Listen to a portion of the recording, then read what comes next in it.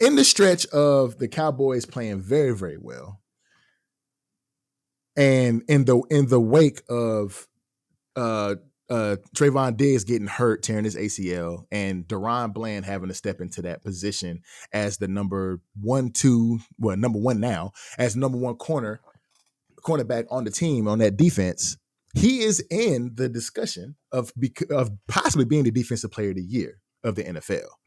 So if y'all don't know, he has 7 interceptions, 5 of them going for touchdowns. He is one of the most efficient corners in the league right now. And as far as, being targeted and how many people have caught the passes on him, I think it's looking at 39% as of right now.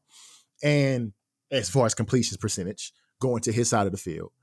And he is in this conversation with the Myles Garretts of the world, the TJ Watts of the world, the Joey, I'm forgetting the last person, but I'm gonna just say TJ Watt and Myles Garrett, who are the top vote getters as of right now for the defensive player of the year.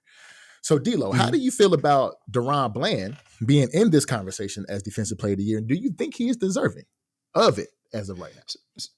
So I'm not a Cowboys fan. Right. Yeah. You know that I really don't put it this way. Looking at his stats, looking at his productivity on the field, and looking at the amount of the efficiency, the completion percentages, and all of that, I think he has a strong case for being defensive player of the year, especially when you take into account not only does he have takeaways, which is where does that rank him as far as interceptions on the year? I want to say he's number 1. Actually, I was wrong. He has 8 interceptions and 5 touchdowns. Yeah, 8 interceptions. He did get one against the Seahawks. So I said 7, but he has 8. I forgot about the game 2 days ago. Yeah.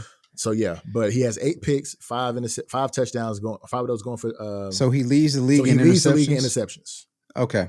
So yeah, when you look at the completion percentage passes thrown in his direction or at him, when you look at the amount of interceptions that he has leading the league, and then you also take into consideration not only is he taking the ball away, he's putting points on the board, has a very strong case for being defensive player of the year, which would be a surprise to a lot of individuals because 100%. Again, unfortunately, Trayvon Diggs went down, but Trayvon was that guy on that team. And then they also brought in Stephan Gilmore to be the number 2 guy and kind of like just lock up the field. So passing on them wasn't going to be the thing. And then you put into consideration Micah Parsons coming off the edge. So then it's like Deron who?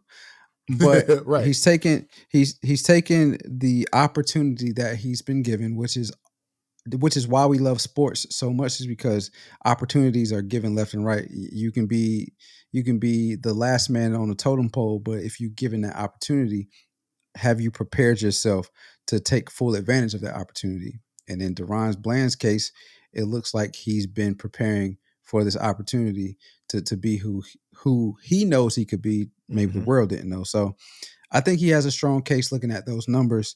And I'm not a Cowboys fan. I have no ties to the Dallas Cowboys whatsoever. But just looking at that solely off of the numbers, I think he has a strong case. Yeah, because I actually went back and did a little bit of research on the last 3 cornerbacks that won Defensive Player of the Year. One of them was Stephan Gilmore, of course. So Stephan Gilmore, he won it back in, I don't have the year, but I'll look it up. He won it, but he had 50. Like 2018, wasn't it? I think it was 2017, 2018. 2000, he was with the Patriots for sure. But he had 53 tackles and a league leading 6 interceptions, and he won Defensive Player of the Year. Deion Sanders won it back in 94. He had 6 interceptions, 3 of them going for touchdowns, and 41 solo tackles. Charles Woodson. 2019. Okay, bet. Charles Woodson won it back in 2009. And he had 6 interceptions and only 2 of them going for touchdowns. So, and I don't see it. It doesn't have his tackles on here, but needless to say, he was a good corner in his time. So if we're looking at those stats alone, with him having more interceptions than more interceptions than the last three defensive player of the years that were corners, more tackles in the 12th game of the season. He's got, because Deron Bland has 54 tackles right now, and he's still got 5 games to go. So that for him having more tackles, more picks, and more touchdowns in the last 3 defensive player of the years that were defensive backs, I think he has a strong chance. But then you got to look at Myles Garrett. You got to look at Myles Garrett, who as of right now has 13 sacks, 32 tackles, which is good for a defensive lineman, number one, at this point of the season.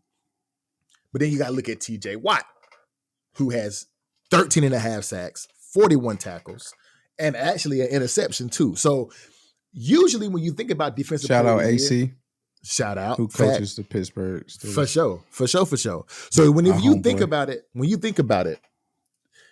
the defensive player of the year is dominated by the front seven, defensive linemen, linebackers. It's dominated by those guys. And I can understand it because, whenever you're a defensive lineman or a linebacker or an edge rusher, somebody who is right there in the trenches, it's a little bit harder for you to get your job done. And if you're doing it at a high rate and at a great pace, then you deserve to have that defensive player of the year honor. And Myles Garrett is right up there at the number 1 vote getter right now. TJ Watt is number 2.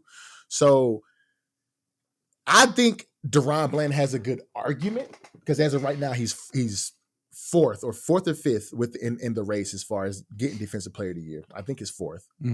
And I think he has a really good shot at doing it. He just has to keep this pace up. And if he continues to take the ball away and continues to score points for the team on the defensive side of the ball, I think he'll have a good chance to do it.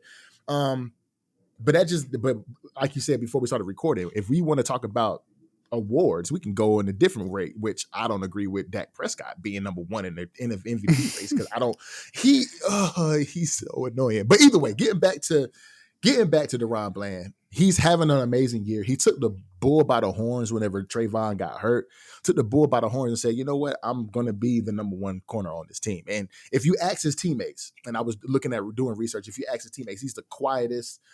He's like a D Rose on the court. Like he don't really show no emotion. He don't talk much. And he always says, man, if it happens, it happens. My number 1 goal is to get a Super Bowl. You know what I'm saying? Yeah. If I get the defensive player of the year, that's because my team, my front line did something well to give me the opportunity to get these interceptions. Like he's that type of guy. You know what I'm saying? So I commend Deron Bland for taking the opportunity that he was given and making the most out of it. But he is looking like, if not the defensive player of the year, definitely the best defensive back in the league right now. He's going to get that individual award, bar none.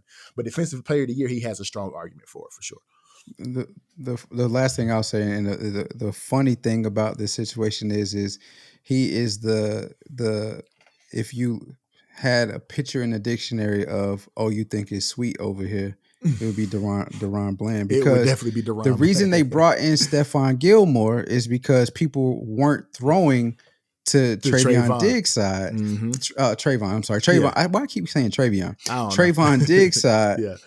And they were going away from him, and they were exposing the Cowboys on that side. But then they brought in Stephan Gilmore, and so it's like kind of evened out. You pick your poison.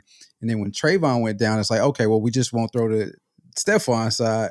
Nah, you can't do that now. So I think, I agree with you. He definitely took the bull by the horns and put teams in a pickle. So if he's not defensive player, it definitely looks like he is defensive back of the year, back in the league. Yep. For sure. Oh, y'all still here? That means y'all must like the content then. And if that's the case, go ahead and click on that video right here. We think you're going to love this one as well. And we still got the 500 subscriber goal. Help us get to that. Hit that subscribe button right there on the screen too. And we on all your streaming platforms, wherever you find your podcast.